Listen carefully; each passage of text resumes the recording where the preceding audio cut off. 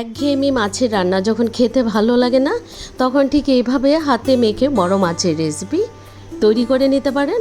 আজকে আমার রেসিপি হচ্ছে রুই মাছের হাতে মাখা রুই মাছের রেসিপি। খেতে যেমন টেস্টি, অনেকটা মুখরোচকও। নমস্কার, রূপাশ্রয় ঘর থেকে সকল বন্ধুদের অনেক অনেক স্বাগত জানাই। আশা করছি সবাই ভালো আছেন। চলুন, আমি হাতে মেখে রুই মাছের রেসিপিটা কী করে তৈরি করলাম আপনাদের সাথে শেয়ার করতে চলে এলাম। আমি এখানে একটা প্লেটে রুই মাছের টুকরোগুলোকে একটু ছোট সাইজ করে, নর্মাল সাইজ থেকে একটু ছোট করে কেটে নিয়েছি। এখানে হাফ কিলোর মতো রুই মাছ আছে। রুই মাছগুলোকে প্রথমে নিয়ে একটা প্লেটে প্রথমে নিয়ে নিলাম। রুই মাছগুলোকে প্রথমে নিয়ে এখানে আমি দুটো আলু একদম ঝিরিঝিরি করে কেটে নিয়েছি। আলুগুলোকে নিয়ে নিলাম। এবার দুটো টমেটোর রসটাকে ফেলে একদমই কুচি কুচি করে নিয়ে নিলাম। এখানে নিয়ে নেব পরিমাণ মতো পেঁয়াজ কুচি। এখানেও তিনটের মতো পেঁয়াজ নিয়েছি। পেঁয়াজ টমেটোটা যতটা বেশি পড়বে এই রান্নার টেস্টটা ততটাই ভালো আসবে। এখানে দিয়ে দিলাম ঝালের জন্য কাঁচা লঙ্কা কুচি। যেহেতু একটা ডিশ নিয়েছিলাম সেটাতে মাখতে পারবো না বলে একটা বড় বাটিতে ট্রান্সফার করে নিচ্ছি। সবগুলো উপকরণকে ঢেলে এবার এখানে পরিমাণ মতো হলুদ গুঁড়ো, ঝালের জন্য একটু লাল লঙ্কার গুঁড়ো দিয়েছি, খুব একটা দরকার নেই, এতে কালারটাও আসবে আর একটু ঝালও হবে। যেহেতু কাঁচা লঙ্কা দেওয়া আছে, স্বাদ মতো নুন যোগ করে দিলাম আর পরিমাণ মতো বেশ খানিকটা আমি তেল যোগ করে দিয়েছি। প্রায় 2 টেবিল চামচের মতো তেল দিয়ে সবগুলো মিশ্রণকে বেশ সুন্দর করে মেখে নেব। বেশ খানিকক্ষণ এটাকে মাখতে মাখতে একদমই নরম করে নেব। মাছটা বেশ সুন্দর করে মাখা হয়ে গেলে আমি এটাকে ঢাকা দিয়ে প্রায় 15 থেকে 20 মিনিটের মতো রেখে দিয়েছি। তাতে মাছের টেস্টটা দুর্দান্ত ভালো আসে। বন্ধুরা যারা আমার রেসিপি দেখছেন বা দেখা শুরু করে দিয়েছেন, এখনও লাইক করেননি, প্লিজ একটা লাইক করে দেবেন। নতুন বন্ধুরা যারা নতুন এসছেন আমার রেসিপি দেখছেন, ভালো লাগলে আমার চ্যানেলটা সাবস্ক্রাইব করে আমার সাথে থেকে যেতে পারেন। তাহলে অনেক নতুন নতুন রেসিপি আপনাদের সাথে শেয়ার করতে পারবো।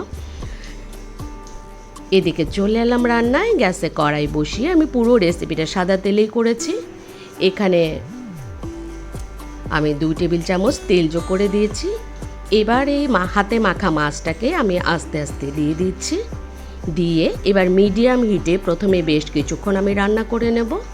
এখানে আমি আর অন্য কোনো মশলাই ব্যবহার করছি না, ধনে জিরে বা অন্য কোনো গুঁড়ো মশলাই আমি এখানে দিচ্ছি না। বেশ কিছুক্ষণ ধরে নাড়াচাড়া করে রান্না করে নিয়ে ঢাকা চাপা দিয়ে 10 থেকে 12 মিনিটের মতো মিডিয়াম টু লো হিটে আমি রান্না করে নেব। এবার আমি ঢাকাটা তুলে আবার ওপর নিচ করে মাছগুলোকে দিয়ে দেব। বন্ধুরা যারা মাছ তো বিভিন্ন রকমভাবে বানিয়ে থাকেন, ঠিক এরকমভাবে যদি মাছের রেসিপি তৈরি করেন, যারা মাছ খেতে চায় না তারাও মাছ খেতে খুবই পছন্দ করবে এই মাছের রেসিপিটা। নাড়াচাড়া করে ঢাকা দিয়ে আরও কিছুক্ষণ কুক করে নিলাম। আবারও ঢাকা তুলে দিয়েছি। দেখুন টমেটো আর পেঁয়াজটা গলে গিয়ে বেশ সুন্দর অনেকটা জুসের মতো বেরিয়েছে। এবার নাড়াচাড়া করে পুরো জুসটাকে আমি শুকিয়ে নেব। এখানে কোনো ঝোল বা জলের কোনো প্রয়োজন নেই। এবার এটাকে একদমই লো হিটে আরও কয়েক মিনিট আমি রান্না করে নেব। ঢাকাটা তুলে দিয়েছি। দেখুন মশলা থেকে কিন্তু এই জুসটা শুকিয়ে গেছে আর এই তেলটা ছেড়ে দিয়েছে। তার মানে আমার হাতে মাখা রুই মাছের রেসিপি কিন্তু একদমই তৈরি হয়ে গেছে। এবার এখানে একটু ধনেপাতা কুচি ছড়িয়ে আমি নামিয়ে পরিবেশন করে নেব। বন্ধুরা যারা বড় মাছ দিয়ে, যে কোনো রুই বা কাতলা মাছ দিয়ে এরকম রেসিপি কিন্তু তৈরি করা যায়। খেতে যেমন মুখরোচক হয়, সেই সাথে সবাই খেতে পছন্দ করবে। আমার মাছের রেসিপি কিন্তু একদমই তৈরি। আমি নামিয়ে পরিবেশন করে দিচ্ছি। দুপুরে গরম ভাতের সাথে এরকম একটা মাছের রেসিপি থাকলে এক মুঠো ভাত সবাই বেশি খাবে। আর যারা মাছ খেতে চায় না তারাও চেয়ে চেয়ে খাবে, এত টেস্টি হয় এই মাছের রেসিপিটা। বিশেষ করে বড় মাছ দিয়ে এরকম একটা রেসিপি তৈরি করলে দুর্দান্ত টেস্টি হয়। আমার রেসিপি কিন্তু অসম্ভব টেস্টি হয়েছিল। বন্ধুরা যারা আমার রেসিপি দেখছেন, যদি ভালো লাগে অবশ্যই একবার বাড়িতে ট্রাই করে ফ্যামিলির সাথে শেয়ার করবেন। আর যদি আমার রেসিপি ভালো লাগে তবে অবশ্যই একটা কমেন্টস করে আমাকে জানাবেন।